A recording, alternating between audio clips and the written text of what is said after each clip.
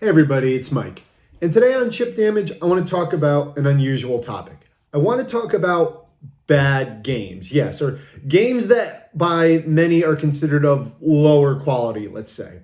Now, I think about this a lot. As a collector, myself, I like to go into a lot of different types of video games. I don't collect one particular type or genre of video game or of one console. I always just kind of collect games that I find interesting or from creators or series that I enjoy. And after amassing such a big collection, it's kind of getting harder for me to discern, what is a bad game and is a good game. Like, yes, it's kind of, you can still tell if a game is well made, but like my brain starts to categorize things a little different. My brain starts to go to like what's interesting and not interesting, right? It's not so much like, is a game good or bad? It's like, is this going to entertain me or is it going to be boring? So I guess like in my eyes, a game can be bad, but it can still be fun. It can still be janky mess. Like there's a whole genre called kusoge that kind of exemplifies this. The one thing I think a game can't be that I don't want to play is a boring video game, because then you failed the very kind of definition of game, which is like something you do as fun. If it's boring, it's defeating its purpose. If it's bad, most people say it's not well made. And that could still be fun to a select few, to an esoteric audience. So yeah, that got me thinking, what are some bad games that I still love in my collection that I've played throughout the years? And I had a lot of fun digging through these and kind of asking myself like, yeah, this looks bad, this plays kind of poorly or whatever, but there's still something to it that I have a blast with whenever I play this. I think that, games, multiplayer games, have their own kind of category for this, like kind of janky fun. Even games like big ones like Mario Party can still have some janky mini games that are a lot of fun, especially older ones. Kind of indie hits like Gang Beasts can be a lot of fun, even though like they're not well made, they're simple and enjoyable. So we're going to be focusing more on kind of single player games in my collection that I think I just have a blast playing, regardless of their technical quality. I still think there's some magic to it. And of course, as always, I want to know, what are some games that many people consider bad that you guys love? I want to hear about it in the comments. Maybe you'll give me something new to check out. I would love to hear that. So let me get it out of the way. Please like and subscribe if you enjoyed this video and my other content. And let's dive into some bad games that I love. Let's start with something in the more modern era, shall we? Let's start with something, one of the games that kind of spurred this conversation as I was thinking about it, and that is Ninja Blade on the Xbox 360. Yeah, this game. All right, so what is Ninja Blade? This was released in, I believe, 2009 by From Software, highly vaunted, venerated, and rightfully so, expert game creators, crafters. Not too far from their release of the PS3 hit Demon Souls. Demon Souls was the PS3 exclusive, and the 360 owners, we got Ninja Blade. And this game, even back then, I knew the From Software screamed quality, being a big fan of the Otogi games. And, at the time I'd also played Enchanted Arms, which I loved. And even though that game's goofy in itself, and I'm like, yeah, let me pick this up. Maybe it'll be like From Software's take on Ninja Gaiden. And it clearly is not. There are some elements of third-person action or hack and slash or character action, whatever you want to call it in here. Like that's kind of half of what this game is. It's not incredibly tight. It doesn't have like the intricacies or the tactile feedback or the precision of something like Devil May Cry or Ninja Gaiden. But it's still fun. It's a little closer to something a little looser like God of War, the old PS2 God of Wars with like wide swings and not a ton of combos, but some. But the main thing about this game is like the quick time events. Yeah, this is an incredibly heavy quick time event game. And it kind of mixes between like that third person action and that cinematic gameplay. And it's real weird. It's janky. The premise of the game is that you play as this ninja Ken, and his clan, as his clan is called in to deal with an invasion of demonic worms that can possess people and mutate them into monsters that are infesting Tokyo. And you must use your ninja skills for whatever reason. In the modern day, by the way, and I believe the president in this game is Michael Wilson from other From Software hit, Metal Wolf Chaos. They call you in and you got to fight through myriad of monsters and grotesqueries as Ken, and you use like your arsenal of weapons from like katanas, but also weapons like from other From Software games, like the golden mace from Otogi and what have you. And then it just will switch to these absolutely absurd quick time events that are affected by the difficulty. Like if you turn the difficulty up in this game, like you have to hit, it's like press Y to blink, press X to jump, and it is so kind of cheap. Like this is not like From Software has never put the most budget into their games like graphically, and that's fine, but especially back then, like this game was made to be like this huge cinematic adventure, but like on a middling budget. You can just tell, and there's something I just love about how goofy it is. The story is ridiculous. Everything is really trite about like what you're doing, but there's some wacky fun to just how like not serious this game takes itself. Like you throw a wrecking ball into a giant demonic spider into this with your bare hands to crush and kill it. And there's just some fun to be had. It's never been ported. It's probably barely sold, but it's something if you want like just that. How simple and stupid the stories were of like old ninja games like Shinobi and the old Ninja Gaidens. Like it is more of that, not as difficult, but with goofy quick time events. And there's just something to it that I really love, and I don't ever think this is getting ported or re-released or even ever going to be mentioned by From Software again. So it is definitely worth checking out Ninja Blade if you have an old Xbox 360 around. And coming a little closer in the newer era, we'll stick with some licensed games that I love, and this falls into its own category of like a game can be really kind of not great, but if you love the license enough, like the thing it's adapting, it can still be some fun. And with that, we're going to be talking about JStars Victory Versus and its sequel Jump Force. So what are these? You probably know what these are if you watch this channel. These are 3D arena games in the style of like Naruto and Ultimate Ninja Storm. Made by Bandai Namco, and it plays similar to those games, but instead of just being a cast of Naruto characters, it pulls from a majority or a large number of Shonen Jump titles. The Japanese manga producer Shonen Jump, kind of like the Marvel over there, that owns a ton of giant manga properties. They come together in this 3D arena brawler. This one was released first on PS3, releasing later again on PS4 and in the West on PS4. And this was released just a few years ago, I believe in 2018, the PS4 and Xbox One. And these games are awesome, despite how bad they are. I mean, these are games where you could have characters from Dragon Ball, Naruto, Bleach, Rurouni Kenshin, JoJo's Bizarre Adventure, Hunter x Hunter, One Piece, all these giant franchises come together. There's usually like 50 characters, 60 characters per in both of these games, and fight in these arena games. These play terribly. Like, they don't control particularly well. Your moveset is not huge, but there's just some goofy fun if you love these licenses enough to have, like, I don't know, Goku punch Hiei from Yu Yu Hakusho or what have you, or like Vegeta fighting Shishio from Rurouni Kenshin. There's just some fun to have in that. JStars Victory Versus coming out first. It looks particularly rough. Like even when this game launched like 8 or 9 years ago, I think now it was still pretty damn rough, but it was fun. They have an adventure mode that I've like never touched. I just kind of like mess around in the arenas and the multiplayer battles. You can be like the mainstays of most of these big series. You could be like, Naruto, Sasuke, Kakashi, Goku, Vegeta, Gohan, Kenshin, Shishio, Yusuke, Hiei, what have you. The first 2 JoJos like Jonathan and Joseph. And then a few years later, the much better produced Jump Force came out on more modern consoles. And this game actually looks pretty good. Like the character models look way better than JStars Victory Versus.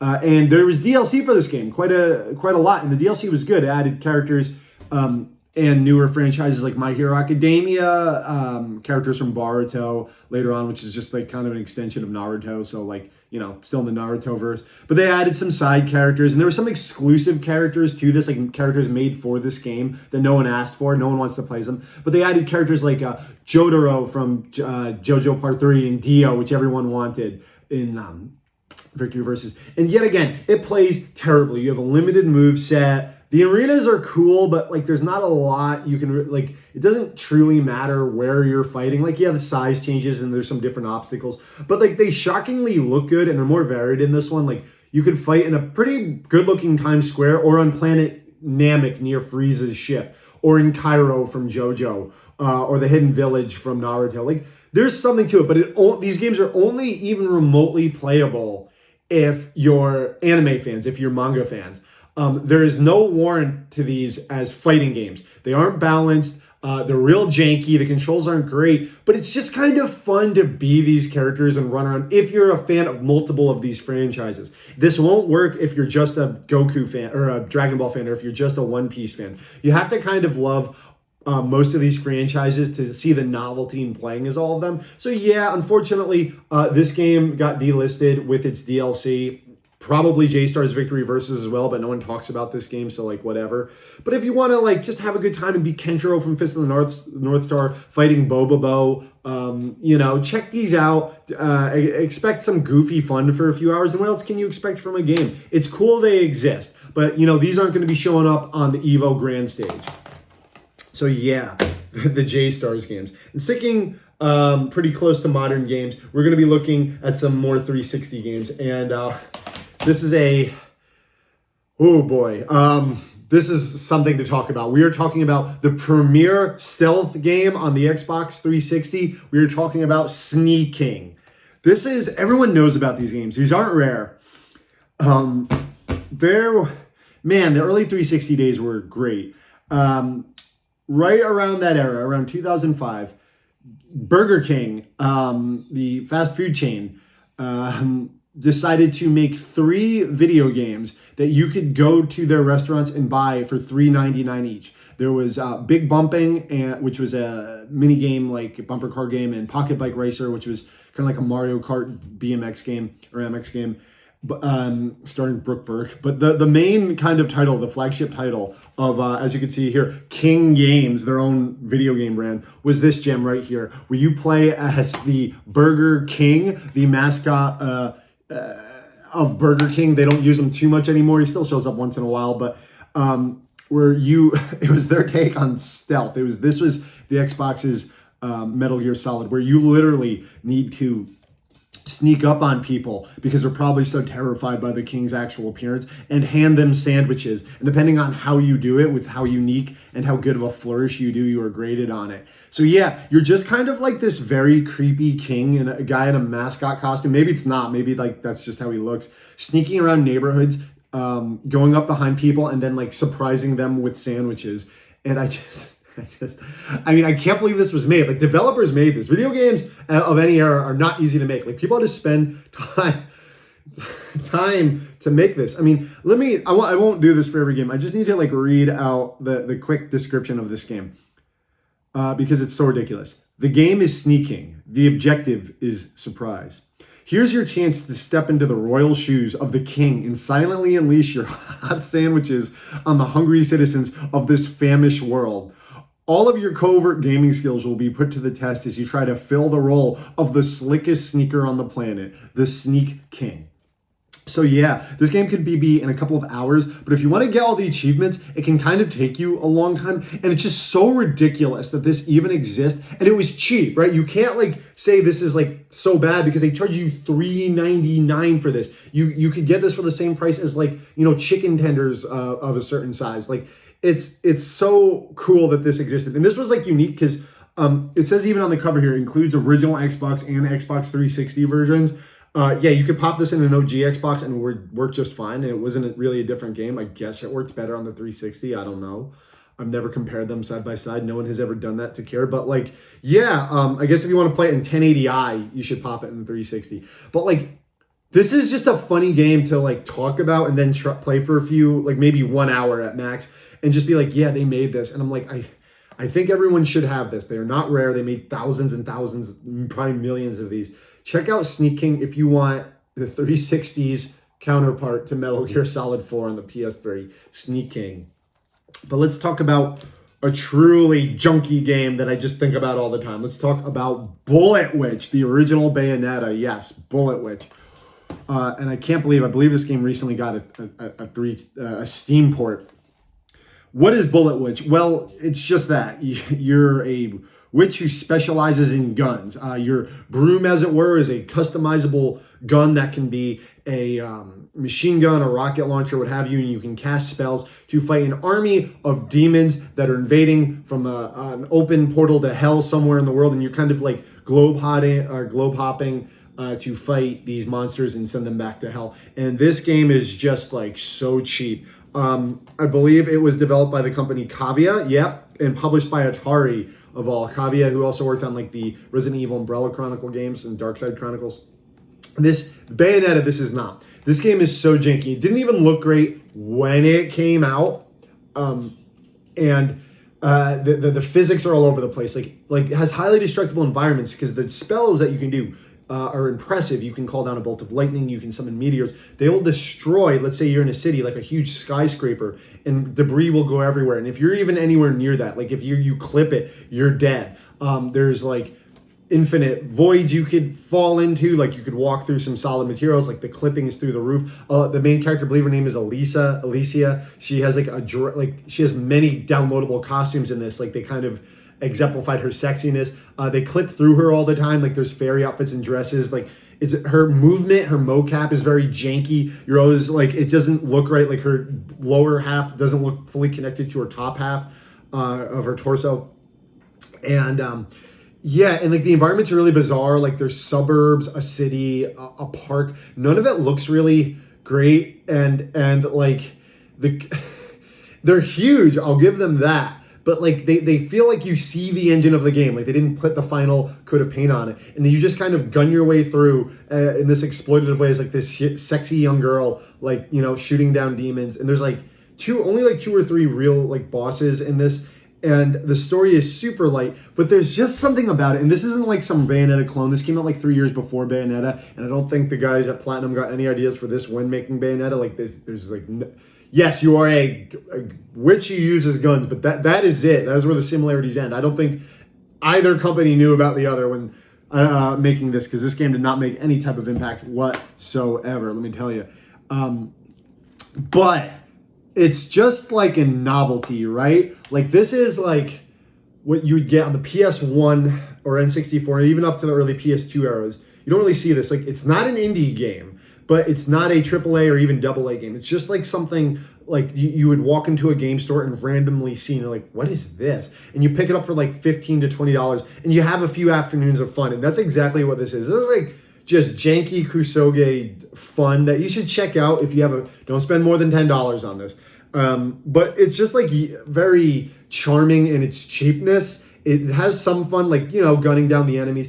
And it had a sense of humor even in so much of like its achievements. I love when games do this. Like I love getting trophies and achievements in games. Like there's multiple difficulties in this game. Like I think it was like easy, normal, hard, and hell. Roughly, it's been a couple years since I played, and it's one of those games where like you beat it on normal, you don't get the achievements for easy, so you got to do it on easy. And like if you do all the achievements in the game, you get like, remember most games at the time, and I think even to this day, achievements, like if you get them all, you have 1,000, right? Nice even number. Most of them break down that way. Like it's like 10, 20, 50, 100 achievement points. It's always really bizarre when you get an odd number. And there, if you get all the achievements except for beating the game on hell mode, you get 999 achievement points. Like to beat the game on the hardest difficulty, which is an incredible task in this game, is 1 achievement point. I love weird stuff like that, and I did it. The hardest difficulty in this game is insane. So combined with the janky physics, the game just like you die in like one shot from the enemies. It's mostly like zombies with guns. Bosses could take like an hour to defeat, and once you beat them, there's no like if you die, you don't have a checkpoint. You have to start over, and they just eat ammo like you could not believe. it takes hours to beat this in hard mode. And I did it because I could not have a game with 999 achievement points. I needed to have that thousands point. I love that like they messed around there a little bit, make it a little goofy. Any of my Xbox and Steam homies out there, isn't it weird? Like, don't you get mad when a game has like an odd number of achievement points? Like, doesn't end in a 5 or a 0. It's like you have 20,302 achievement points. That was like bugged me, but I also found it funny. But yes, Bullet Witch, cheap, janky fun that you should definitely try out on its recently released Steam port. But talking about girls in skimpy outfits, don't hang me for this, guys. I've talked about this game before. I'm talking about Dead or Alive Extreme Beach Volleyball, featuring the voice of Dennis Rodman as Zach, and music, as the case says here, of Christina Aguilera, Bob Marley, and Real Big Fish. Okay, so this is a game. This is a titty game. This is a game made to exemplify the sexiness of the Dead or Alive cast, which many fighting games do this. But Dead or Alive is no exception or a rule breaker in that most fighting games have very pretty women that you play as, very sexy women with generous assets. And Dead or Alive, the creators were like, let's just go ham with it. So they made a volleyball game starring just the female cast of the recent Dead or Alive games. I believe this came out after Dead or Alive 3, but not before Dead or Alive Ultimate. So it basically has all the females from Dead or Alive 3 and before.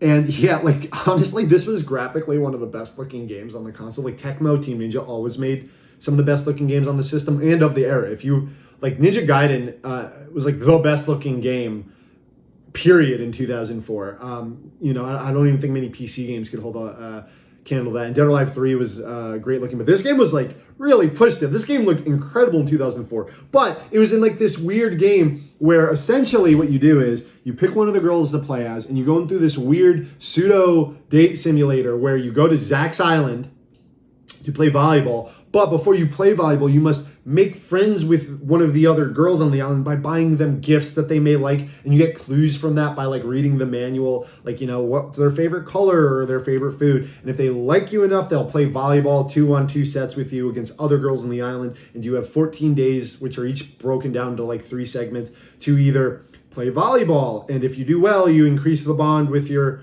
partner, who'll send you gifts like swimsuits and but essentially, like, you're just like playing with your doll in this game, right? Like, you can dress up the girl any way you want. You could put suntan lotion on them, what have you.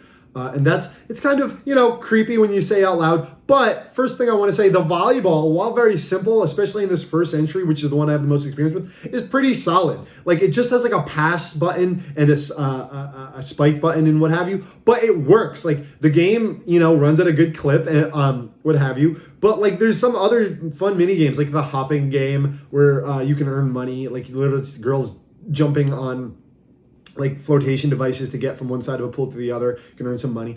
But I will say, like, at the end of every day in this game, one of my most favorite things in this game is something it didn't have a time limit, was the casino. Like, in 2004, when I got this on console, there wasn't like, have always been casino sims, like World Series of Poker and what have you. But like, this game's casino games were actually pretty addicting for me, like poker and roulette and blackjack, particularly like the poker and blackjack. Like, I would play it for hours. I don't know why. Like, the first night I got this, I got to the night, I'm like, I just want to keep playing blackjack and poker. And I don't really like gambling, but playing in this game, it was like a lot of fun. So essentially what it boiled down to for me was like playing volleyball, and if you win, you get the most money. You can go to the casino and win more money or lose it all, and then you buy more outfits, which whatever. But like, there was I love that loop, and not like, there's no way to say I like this game without sounding creepy. Whatever. I enjoyed the volleyball and I enjoyed the gambling. And I didn't play the second one that much. I felt like it didn't, like, the actual gameplay didn't feel as good, and it got like real creepy with some of the jiggle physics, which are exemplified in this. But yes, this is a game made to show off how sexy the characters are and how good Xbox games look. That is first and foremost. But like, there are some fun games in this, and I'm not ashamed to say that I am a fan of Dead or Alive Extreme Beach Volleyball for the gameplay. I really am, and the gambling. I must say, probably a cheap game, never getting re-released. There's too many licenses, but the music and Dennis Rodman and Itagaki. So like, check it out, guys. It's not, if you're looking for some good volleyball action that's not as like competitive as some of the others, this is it. And if you're looking for a good gambling sim, you can have some fun with this. You have some good laughs, get some friends. You know what's funny enough? I've played this, it's funny when I play this with like male friends, they're always kind of hesitant to say how like sexy the game is. But if you play this, like I've played this with female friends, and they're always like, no, get the skimpiest bikini you can and make sure she has a tan. That's my experience. And I'm like, yeah, you got it, no problem. But Dead or Alive Extreme Beach Volleyball, have some fun with that. But let's go back in time a little bit further to my beloved Dreamcast. We're going to be talking about one of Capcom's unsung gems, and that is Spawn in the Demon's Hand, which is not a description of an action. That is just the name of the game. It is Spawn in the Demon's Hand. What is this? This is an arena shooter. I don't want to quite say like Quake 3 Arena because it's not that good, or Unreal Tournament or anything like that. But you get the idea. It's a third-person game, third-person shooter, where essentially you and up to 3 other players can fight in a customizable arena with a time limit, and whoever has the most kills in by the end of the timer wins. This game's budget was like shoestring though, and it's so weird that Capcom made a Spawn game to begin with, but they did their best, and it's not Power Stone, guys. Let me just put that right, like 4-player arena game. No, the arenas are much bigger, and you must like it's mostly like projectile based. Like there are characters with swords and guns, with swords and can use their fists, but a lot of it is guns. And you can play as a myriad of Spawn characters, like Spawn, Clown, Cagliostro, the ones you would expect. However, like you can play as like regular enemies from the campaign mode, like a zombie who can like barely move, or like a wolf that breathes fire. Like they just wanted more characters, so they took whatever cheap assets they had, stuck them into the multiplayer mode, and that's what Spawn in the Demon's Hand is. And it's real janky, it's not pretty, but it's so much fun, especially because the arenas are fully customizable. Like you can turn low gravity on, so everyone makes like 50-foot verticals and falls really slow, so you're just like fighting in the air, and some characters can like double jump and glide, so it adds even to that. You can make the entire arena just black, like turn the lights out so you can only see 2 inches in front of you. The characters are so wacky and stupid. Like some characters like Overkill can barely move. Like he moves incredibly slow, but one punch will just eviscerate an enemy. Dark Ages Spawn can use a giant claymore, has no guns, but will kill an almost any other character in one hit, and will just cleave them in half. Literally cleave them in half. Like legs will be left there splurting blood. And it's like just fun to experiment with that. You can be like really annoying little characters that plant landmines all over the stage. Some characters have mines. One character in particular called the Cursed Sub can just run around and literally has enough landmines to place over the ground so much that their game plan is plant mines, and the other people can't walk anywhere without stepping on one and dying. So you'll just like hide in a corner and like get points. Like this game is just a lot of fun. I think it's going up in value. It's never ever getting re-released. Capcom is one of the best companies with re-releasing their games, but this is a licensed title. Spawn's license is all over the place. He'll show up in MK, he'll show up in Soul Calibur, but Capcom is never going to have the right to re-release this game. So, but like, it's just, I've met other people later in life, like, yo, you ever play the Spawn game on Dreamcast? I'm like, yeah, I have. And no one's going to say it's great, but someone's going to say this game, everyone's going to say, yo, that game is fun. This game is awesome. Check it out if you have a Dreamcast. Even if you're not a Spawn fan, you just want a good multiplayer time, check it out. But if you're a Spawn fan, you get an extra bonus of seeing a lot of the characters playable, like Cygor and the Curse and Overkill, what have you. Check it out. Spawn in the Demon's Hand on Dreamcast. And let's stick with the Dreamcast with another very more famous, janky, bad, but unbelievable game, and that is Illbleed. Yes, on the Dreamcast. What is Illbleed? It's hard to describe, but I guess it would be called a survival horror game. This is schlock, but made, I can't imagine that this was made intentionally. Essentially, you and a bunch, you play as this girl and a bunch of other people that are invited to a quote-unquote haunted theme park, and your goal is to survive the night, get through the night, and each one of the attractions in the theme park is its own game. It's very hard to describe. Like one attraction involves, like you enter a different game world. Like one attraction brings you to a parody game of Toy Story where you play as like the Woody in that game trying to save the Bo Peep, but it's like this weird sex doll Bo Peep, and you fight like an evil demonic Sonic, and you go to like toy hell as Woody to save Bo Peep's soul. It's so weird. And like there's games where you have to it's really bizarre. I can go into it would take an hour to describe all the gameplay modes of Illbleed, but just know that like it doesn't have a high budget. The voice acting is terrible, but it's just like, was this made in, like they had to know that this was schlock, and it's just intriguing, interesting, and creepy, and that like the room way. You know what I mean? Like, did they know? Did they make this earnestly? I tend to think not in this. I tend to think they knew what they were doing. However, usually when that happens, usually when there's a B movie like parody, like House of the Dead Overkill, you get that sense up front. This kind of straddles the line of being bad, in a slightly different but similar way to Deadly Premonition, of like being bad but being too interesting to put down and having some wild ideas, but like they knew they were making schlock. And it's so bizarre how this exists. And it's super rare now. Unfortunately, this game is hundreds of dollars now if you want it. It's never been re-released. But if you can get this any way you can, if you're looking for like a truly weird, quirky, creepy game, check out Illbleed on the Dreamcast.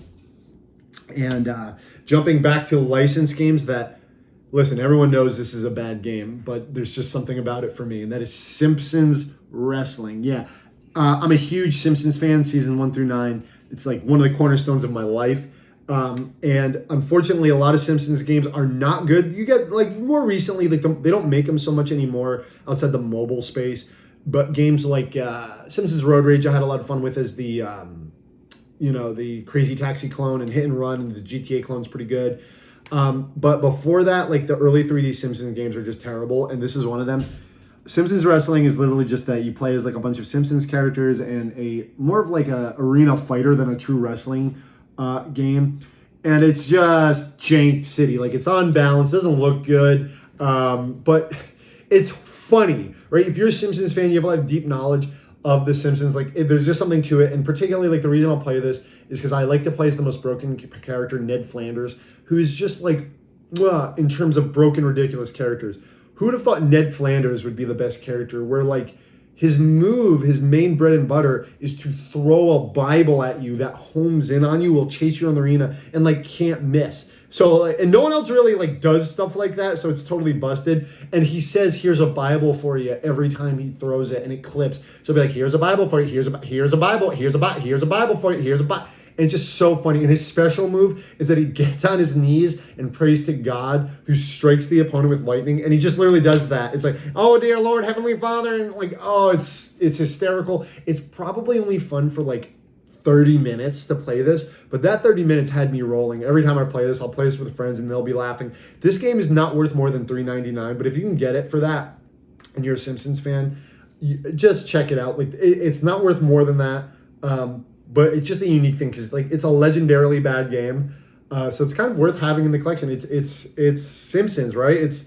as a Simpsons fan, I can't defend this game. But check it out if you want a good laugh. Simpsons Wrestling.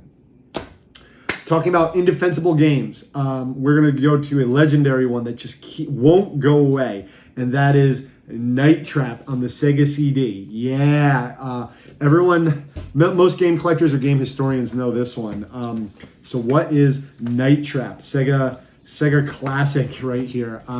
Night Trap, what originally brought me to this game was, I didn't have a Sega CD as a kid. I got it way later. No one had a Sega CD. They were uncommon, I should say, though. The ESRB, the American rating system, was brought on by like 3 games, three or four, and it was like Mortal Kombat was a huge one for its violence. There was Lethal Enforcers, which was a light gun game. There was Doom, of course, in the PC space, and Night Trap was brought up as an example. And this was one of the games, because of its content, that forced government regulation on games to have the rating systems, the E, T, and M in the U.S. It was kind of like up to the developer before that to make kind of ratings, and like games before this didn't even need to really have ratings. You had like weird ones like GA or for kids, like some publishers would do it like good for kids or whatever. This was one of the games that made it standard. And yes, this is an M for mature game. I believe this is a later release, this box. But what is this game? Like, no one played this. This was a Sega CD exclusive, and it's an FMV game. It's a game that's mostly played through live action cutscenes that are just in the game.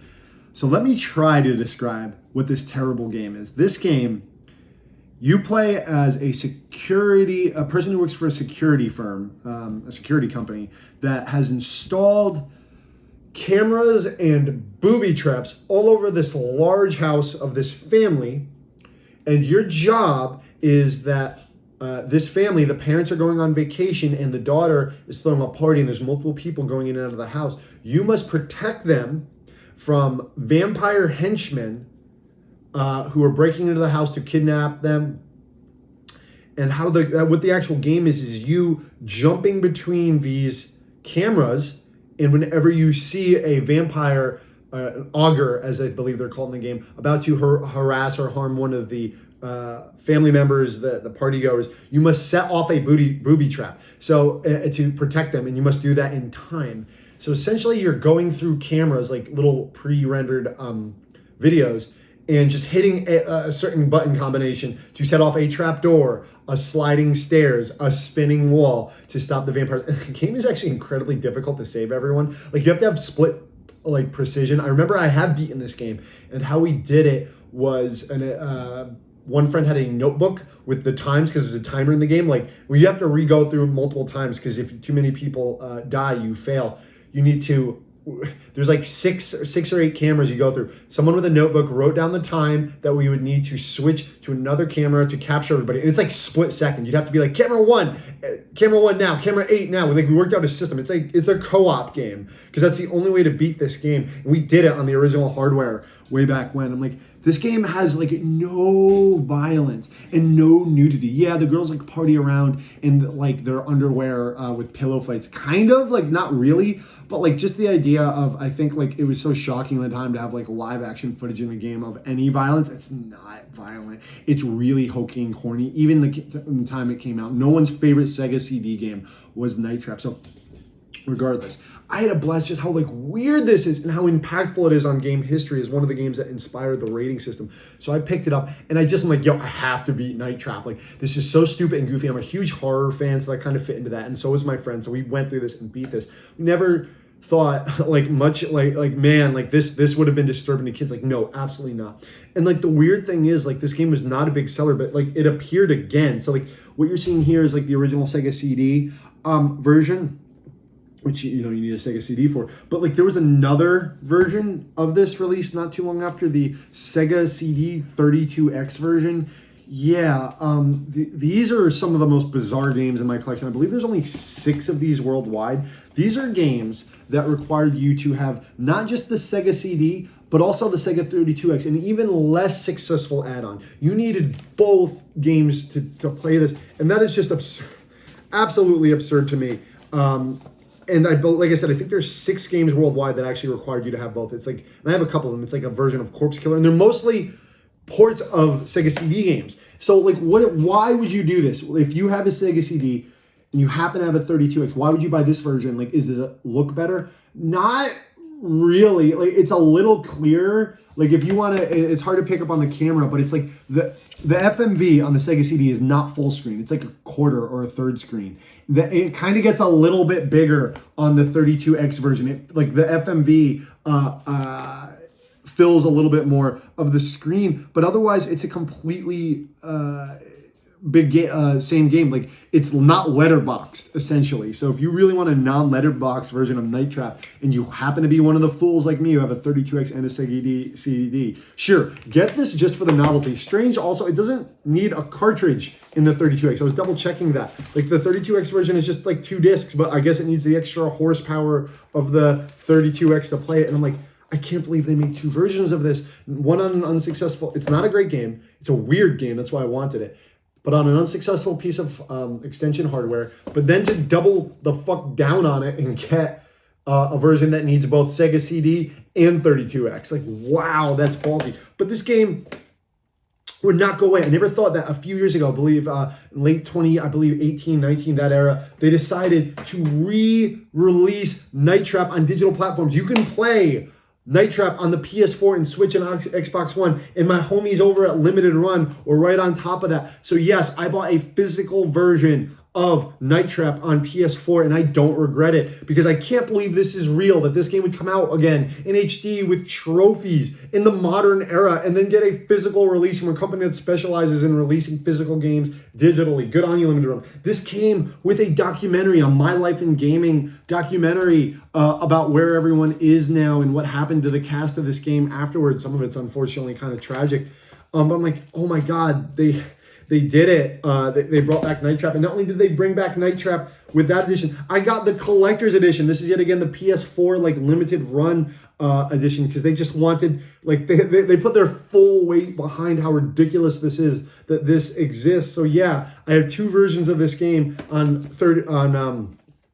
PS4, but that's not enough. Limited Run also did another version of Night Trap, and this is just the Sega CD, or the Sega CD 32X version. This is essentially a modern port of this game. They decided, like, yeah, let's reproduce the discs that require both the Sega CD and the 32X. I'm like, why would you do that? Who's the audience for this? And I'm like, me, that's who. I want this. This is so ridiculous that it exists, that yet again, they did not re-release the 32X and CD pieces of hardware themselves. You still need to own those 25-year-old pieces of hardware. Yeah, you need to have those to even play this, but they're like, let's make it physically for the weirdos out there who want to have a brand new copy of Night Trap that requires 2 janky pieces of extension hardware for the Genesis. So yes, right now I own 1, 2, 3, 4, 5 copies of Night Trap across 3 different versions, the classic and the modern. And I'm waiting on, right now in this very moment, Limited Run has released this game on Game Boy Advance. Yes,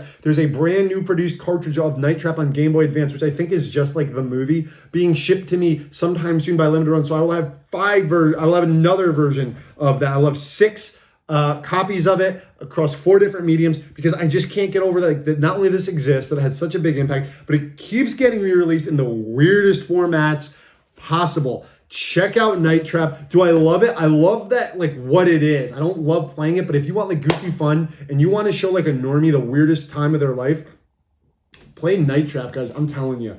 It's easy to get on everything. Play it on your Switch. That's going to be wild. I haven't played it on the Switch yet. But sticking back in time, let's talk about another Sega game of the era. Let's talk about Sonic R. Okay, guys, how many times do I have to say I'm a big Sonic fan? I don't hide it. This game, like, if you look back at reviews back then, or if you even hear some people today talk about, like, oh, this is one of the worst Sonic games, blah, blah, blah. It's unplayable. It's too short. Okay, chill. First off, I just want to say this Saturn version I got later. This is really rare now. I originally played this game on PC as a kid. Like, there was a PC release of this game. And what is this? This is a racing game where it's a foot, like you're on foot as Sonic and his assorted characters, Knuckles, Tails, Amy's in a car, Robotnik. There's also unlockable villain characters like Metal Sonic and Metal Knuckles and Tails Dolls premiere. And this is the premiere game, and Super Sonic. And essentially, you just race through 5 courses, trying to not only win, but you can how you unlock the other characters is there's 5 hidden coins throughout the stage that if you collect, you will then race that hidden character. And if you beat them, you get them as a playable character. And if you get all the Chaos Emeralds by doing certain secrets during the map, you can get Super Sonic. And that's it. Like, yeah, like, so there's 10 playable characters, but there's only 5 maps. Okay? Yeah, that's it. There's 5 courses. So you can go through this game really quick because it's not particularly difficult. And the control is loose, especially on some characters. But, like, that's, I don't know, like, that's fine. There's something about this, like, even when I first played it on PC, I'm like, this is kind of cool. I didn't feel shafted at the time. I'm like, oh, because, like, the unlockable characters you had to redo the races quite a few times to get them. So there's that. And it was fun to just, like, this was an early Sonic 3D game. It was one of the first times you'd see Sonic and his entire cast in 3D. So new characters like Metal Knuckles and Tails Doll were kind of cool. And the levels are very charming. Like, there's the beach level, especially on the PC version, which is the version I would suggest. I believe that's also the version in the Sonic Gems collection on GameCube, where, like, weather really affects the game. So kind of, like, if the first level is kind of a Green Hills-esque zone, if it's, and it's random, I believe you could adjust it in some versions. Like, if there's weather, if there's snow, you can walk on water instead of, like, getting slowed down by falling in it or having to jump on it. You can go over the ice. It's slippery. Also, like, rain would make it slippery, and it kind of changes the palette of the level, which is kind of cool. It's, when you think about it, there's not too many games that do that, and all the levels can be affected as such, except for, like, I believe the last level, a lot of, you know, just various weather conditions. The music is unreal. It's so campy. It's like this Nick Jr. children's cartoon opening theme for every level, but, like, it's very catchy, you know, like, and everyone knows, like, some of these songs made it to Smash Brothers, like Super Sonic Racing, what have you, and it's, I love the music. The control is a little janky, but like, I used to play it on on arrow keys, and it worked. Like, And then I played it on controller. I'm like, yeah, I get it. It's loose, but like that, like I don't know. I think it only is good if you're a Sonic fan, but I don't think it's like this abomination. I just think it's like this short game. Like, because if you don't want to unlock everything, you can beat the whole thing in like 20 minutes. But like, hey, if you can get this game for free or for cheap, and you're a Sonic fan, check it out. The music's hokey, but it's charming. The character models are very polygonal and very charming. There's something about it. And like, I'm not one to say that all Sonic games are good. Absolutely not. Like, I love Sonic, but of course, like Sonic 06 and the Sonic Boom game on Wii U are terrible. And, you know, some of the Game Gear games are just, you know, I've never been a big fan of Sonic Spinball. I pick this over them because, yeah, it's short, but like, I don't know. It's got that Sonic magic, you know? So Sonic R on Saturn, PC, GameCube. Strangely enough, Sonic the Fighter's got a HD re-release on 360 and PS3. I was waiting for the Sonic R re-release. It never happened. Hey, still time. Sonic games come back all the time. Like I said, this version's super rare, but it has less features with the weather than the PC versions and the GameCube version. So I would check those out if, and they're also cheaper if you have the option. And let's talk about the last game on my list. This game has some internet fame, and I've talked about it before, but sticking with Sega, I wanted to bring out Michael Jackson's Moonwalker on the Genesis. Look, we're not going to talk about Michael Jackson on this channel. Everyone knows what's going on, what's happened. We're going to just talk about the game itself. This game of course, has notoriety from guys like the Angry Video Game Nerd. So, you know, I picked this up. It's very collectible now. It's never getting released. There's two versions of this. There's the arcade version, which I never think has been released on console. You'd have to like emulate that of some sort. But this Genesis version is a side scroller, which is different than the arcade, which is like this isometric type of like beat 'em up. And it's like decent. This game came out before Sonic the Hedgehog, I believe. Remember, Sonic came out 2 years after the Genesis in the US in 91. I believe this predates that. Yeah, 1990, it says right here. And for an early Genesis game, this is like pretty damn good. So the premise of the game is that a bunch of children have been kidnapped, and you as Michael Jackson have to go around and beat up mobsters and thugs to save them. Yeah, but it's pretty great. Like, I'm a fan of some Michael Jackson music, and the Genesis sound chip translates the music that plays in this game very well. Like, there are some Michael Jackson tracks that play during the game, and they sound really cool on the Genesis coming out. Like, they're very catchy, and the animation for the characters is pretty impressive for 1990, especially for Michael. Like, it almost looks mocap. Like, you can moonwalk, and he has a very rhythmic way of moving. It's just really fun, and like how you attack is just hysterical. Like, you kick like stardust at enemies, or you throw stardust at them and they just fly off screen, and you have to investigate the area, like doors and car trunks, to find the kids. And when you open the car and you save a kid, they go, Michael, and you save them. And then when you save all the kids, Bubbles the monkey shows up and points you towards the exit or the boss of the level. And your super special attack, which drains some of your health, is you can you start a song, and all the enemies on the screen at the time will stop what they're doing, do a little choreographed dance number with you, and I guess from their sheer exhaustion from trying to dance with the King of Pop, just die at the end of it. So essentially, like, you kill them with Thriller, with a dance-off in Thriller. And it's just so weird. And you can turn into a robot if you catch a shooting star that randomly falls in certain parts of the level. But, like, the control is good, and the animation and music are good. Yes, the context of who you are, like what the license of in this game is, can really throw some people off, and it's ridiculous and stupid, but the game controls and plays and sounds good. What else can you say? That's a good video game. If a game looks, controls, and sounds good, it's great. And most of the time, like, that's a great video game right there. And it has style. It has like that early Genesis 90s charm, and you know, that pop star charm that Michael Jackson had back then. And like, yeah, check this out. Don't be creeped out by it too much. I mean, you're not, you know, you can't buy this game new anymore. You're not supporting anyone by getting it. Like, Michael Jackson Moonwalker, good game on the Genesis. I don't know if it's people talk about it, but I don't think people talk about the quality of it being a good video game, a fun video game, like I said. And yeah, guys, that brings us to the end of this video. And man, yeah, it's hard for me to call these games bad. Like I said, like, they're interesting. That's how I kind of lump games in, interesting and not interesting. I've heard other YouTubers, other people talk about it, and they're really like, I really like clicked with that. Like, yet again, I can play a bad game as long as it's interesting. I can have some fun. But a bad game to me is like, I don't know, another Ubisoft like Assassin's Creed Collectathon or another military shooter by Activision. Like, like those are good games, but they're boring, like they're the same thing. You know what you're getting. There's no style. Like that's what I would consider in my eyes, that those are like bad, but I know they're not objectively bad. They're well made. I respect those developers and what they've been able to do, but they're not interesting. These games, the one thing you can say, they're interesting. So without further ado, this video has gone on longer than I expected. All my videos do. I have too much fun talking about these games. Let me know, what are some bad games that you love, underappreciated games? What are some games I should check out? I would love to hear it. So with that said, thank you so much for joining me on this weird and wacky journey. My name is Mike. This has been Chip Damage, and please take care of yourself.